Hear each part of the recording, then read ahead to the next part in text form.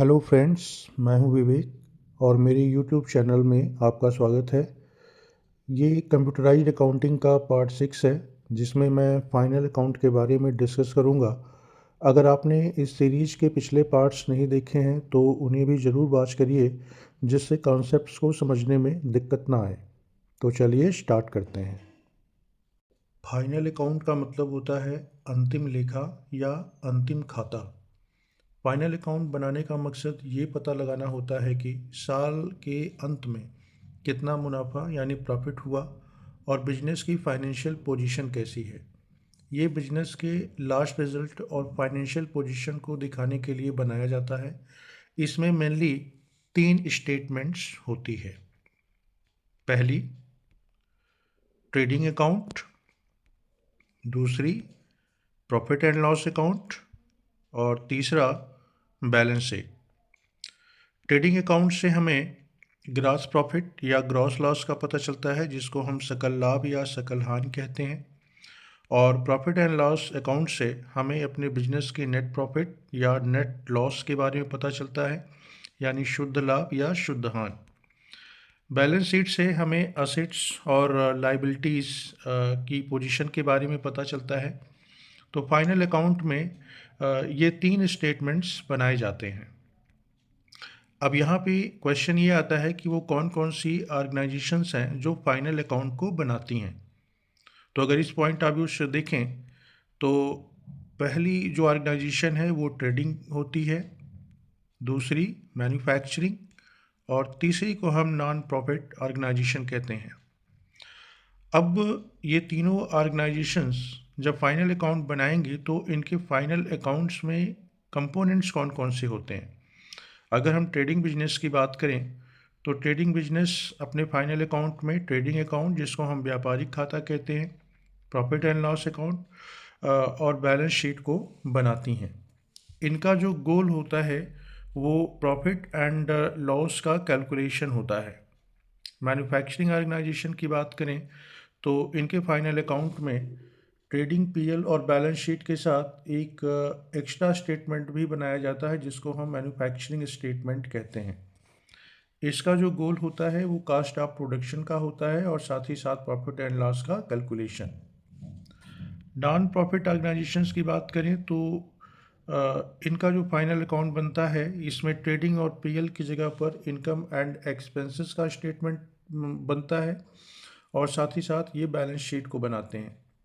और इनका मकसद चूँकि प्रॉफिट अर्न करना नहीं होता, तो ये केवल सर्विस प्रोवाइड करने के लिए जाने जाते हैं, यानी ये सर्विस प्रोवाइडर्स होते हैं। नेक्स्ट क्वेश्चन है, which items go to into the trading account, profit and loss account and balance sheet. यानी जब कोई भी ऑर्गेनाइजेशन अपना फाइनल अकाउंट बनाती है तो उसके फाइनल अकाउंट में वो कौन कौन से आइटम्स हैं जो ट्रेडिंग में दिखाए जाते हैं, कौन कौन से प्रॉफिट एंड लॉस अकाउंट में दिखाए जाते हैं और कौन कौन से बैलेंस शीट में दिखाए जाते हैं।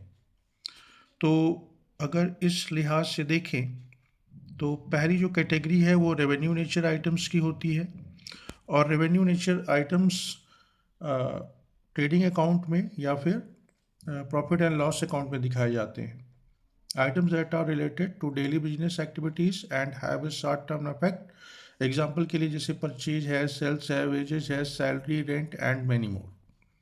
दूसरी जो कैटेगरी है वो है कैपिटल नेचर आइटम्स की और इनको शो किया जाता है बैलेंस शीट में, यानी इसमें असेट्स और लाइबिलिटी की बात आती है। एग्जाम्पल के लिए जैसे building, machinery, loan taken and many मोर। अगर आपने इस सीरीज़ के पिछले पार्ट्स देखे हैं तो आपको अच्छी तरह याद होगा कि हमने कौन कौन से ट्रांजैक्शंस किए थे। उन्हीं ट्रांजैक्शंस के बेस पर हमने लेजर अकाउंट बनाए थे और ट्रायल बैलेंस प्रिपेयर किया था। अब इसी ट्रायल बैलेंस के माध्यम से हम आगे का प्रोसेस समझेंगे। इस ट्रायल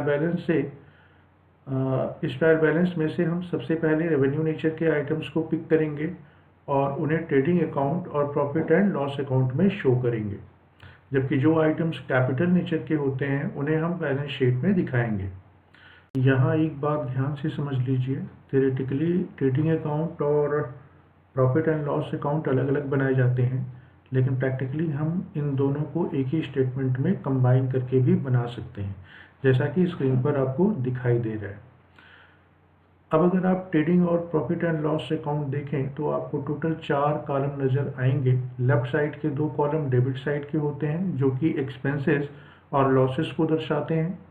राइट साइड के 2 कॉलम्स क्रेडिट साइड के होते हैं जो कि इनकम्स और गेंस को दर्शाते हैं। अब ट्रायल बैलेंस से जो रेवेन्यू नेचर के आइटम्स हमें मिले हैं, ये ओपनिंग स्टॉक का है, क्लोजिंग स्टॉक है, परचेज है और सेल्स है। ओपनिंग स्टॉक चूँकि ट्रांजेक्शन में दिखाया नहीं गया है तो इसकी वैल्यू यहाँ पे 0 है। परचेज अकाउंट की वैल्यू 50,000 है क्योंकि परचेज का जो क्लोजिंग बैलेंस निकला था वो 50,000 का था। अब अगर मान लिया हमारे स्टॉक में 50,000 का प्रोडक्ट है और क्लोजिंग स्टॉक में अगर 15,000 दिख रहा है तो मतलब हमने 35,000 का प्रोडक्ट सेल किया और सेल्स की वैल्यू यहाँ पे 40,000 दिख रही है। तो इसका मतलब ये हो गया कि हमने जो प्रॉफिट मार्जिन सेट की है वो 5,000 की है। अगर इस ग्रॉस प्रॉफिट की वैल्यू को हम छोड़ दें तो देखेंगे इसकी वैल्यू केवल 50,000 है। तो दोनों साइड को इक्वल करने के लिए हमें क्रेडिट साइड की वैल्यू से डेबिट साइड की वैल्यू को सबट्रैक्ट करना होगा। तो सबट्रैक्ट करने के बाद जो 5,000 की वैल्यू हमें मिली, एक्चुअली ये ग्रॉस प्रॉफिट की है, यानी सकल लाभ की। अब ट्रेडिंग अकाउंट से मिला हुआ ये सकल लाभ ब्रॉट डाउन कर दिया जाएगा प्रॉफिट एंड लॉस अकाउंट के क्रेडिट साइड में। क्योंकि ये हमारा प्रॉफिट है तो जाहिर सी बात है इसको हम प्रॉफिट साइड में ही शो करेंगे। तो इसकी वैल्यू 5,000 से यहाँ पे ब्रॉट डाउन कर दी गई। और अगर प्रॉफिट एंड लॉस अकाउंट के 2 अन्य अकाउंट्स की बात करें तो ये सैलरी और रेंट है। सैलरी का जो क्लोजिंग बैलेंस आया था वो 5,000 और रेंट का 2,000। इनका अगर टोटल करेंगे तो ये 7,000 है, जबकि ग्रॉस प्रॉफिट की वैल्यू यहाँ पे 5 है। तो 7 से 5 को सब्ट्रैक्ट करने के बाद जो वैल्यू हमें मिली है वो 2,000 की है, जो कि है नेट लॉस। तो इसको हम यहाँ क्रेडिट साइड में दिखाएंगे ताकि डेबिट और क्रेडिट दोनों इक्वल हो जाए। अगर हमारे बिजनेस में हमारा प्रॉफिट हुआ है तो हम अपने बिजनेस के कैपिटल अकाउंट में उस प्रॉफिट को ऐड करके दिखाते हैं, और अगर लॉस हुआ है तो कैपिटल से उसको सबट्रैक्ट करके दिखाया जाता है। तो चूँकि हमारा इन्वेस्टमेंट 1 लाख था और ड्राइंग हमने ऑलरेडी 3,000 की कर रखी थी, ऊपर से 2,000 का लॉस भी हुआ, तो अब जो नेट कैपिटल निकल के आया वो 95,000 का है। क्रेडिटर्स की लाइबिलिटी हमारे ऊपर है, उसको अभी हमें 2,000 देना है। तो लाइबिलिटी साइड में हमने इसको 2,000 से दिखाया है।